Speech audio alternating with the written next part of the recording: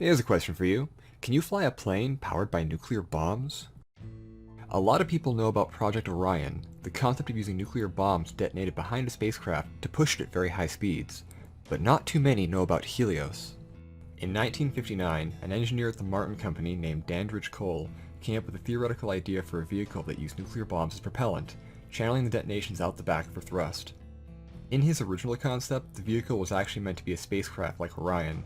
It would largely have been a sphere 130 feet across that would have acted as the thrust chamber, the rest of the vehicle stacked on top. Unlike Orion, it would have used very small bombs, each only about 0.01 kilotons, or the equivalent of 10 tons of TNT. Before each detonation, over 800 pounds of water would be pumped into the chamber, which acts as a reaction mass. The original mission goals for this concept was to send things to the moon and back, or even Mars and Venus. The vehicle would have been able to take off from the ground, however Cole was against this. Since each bomb was such a low yield, they were also very inefficient, and as a result, very dirty. Although each bomb would have produced far less fallout than say a much larger hydrogen bomb, the fallout they did produce was pretty bad regardless. This first concept would have had better performance than a chemical rocket, but much less than that of an Orion, making it more complicated and more expensive with less payoff. A Nerva nuclear thermal style rocket engine would have had similar performance, but be a lot cheaper, easier, and cleaner. A second version was thought up that had the same geometry, but it weighed less and used hydrogen instead of water. It had much better performance, but still underperformed other ideas. The design was also scaled up in size with the third version, with thrust chambers up to 282 feet across to allow for bombs up to 0.1 kilotons, equivalent to 1,000 tons of TNT. With larger yield bombs, they were both cleaner and cheaper per detonation, increasing the vehicle's performance and lowering its costs a bit. The fourth idea was the craziest one, a massive bomber aircraft that used nuclear thrust chambers to propel it into the air, as well as into space. This one would have been a massive aircraft. Dimensions are not completely known, but it would have essentially been a massive flying supercarrier roaring overhead with 2 nuclear detonations a second pushing it along. The jet would have been air-breathing, using air as the reaction mass directed into the thrust chamber via 2 very large air intakes on the wings. The plane would have been a very impressive sight to see, but also a very expensive ecological disaster. The bombs still being low-yield, inefficient bombs meant the exhaust at the back would have been hot air and highly radioactive fission materials. Most of the nuclear fuel does not undergo fission and instead is being vaporized and spread out into the air. The idea of a giant flying Chernobyl never really caught on for some reason, and the work eventually faded away.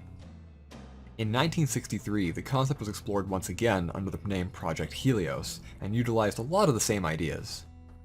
The concept they came up with was a massive ship built in orbit to send people to Mars. It would have used the same hydrogen reaction mass and low-yield bombs, only this one would have stayed outside the atmosphere, thankfully. The pulse units would have actually been very simple. They would have been big spheres containing the bombs in the middle and the hydrogen all around it. The spacecraft would probably need shock absorbers in the crew compartments, as unlike Orion it has no way to soften the jolt from each pulse.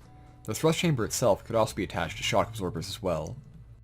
The thrust chamber and nozzle would likely glow white hot for a few seconds after each pulse, requiring some form of active cooling. In this case, using evaporative cooling was suggested, using a fluid between each pulse that would vaporize into steam, helping to cool the structure.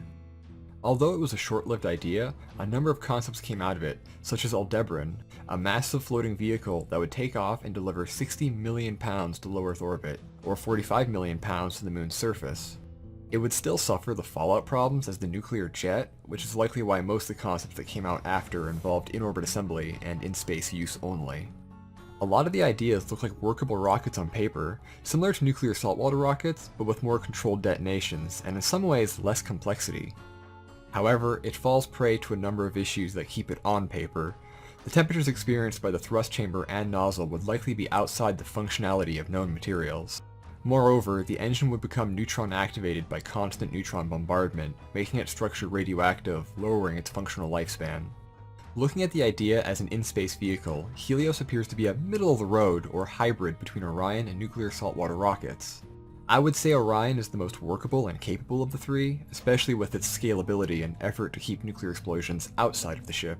But if the material limitations can be solved or sidestepped, a smaller Helios-type vehicle could fly missions to the outer solar system, refueling its hydrogen reaction mass at its destination before coming back to Earth. The real question is how hard would it be to find people willing to fly to Mars in a ship powered by internal nuclear detonations? I would.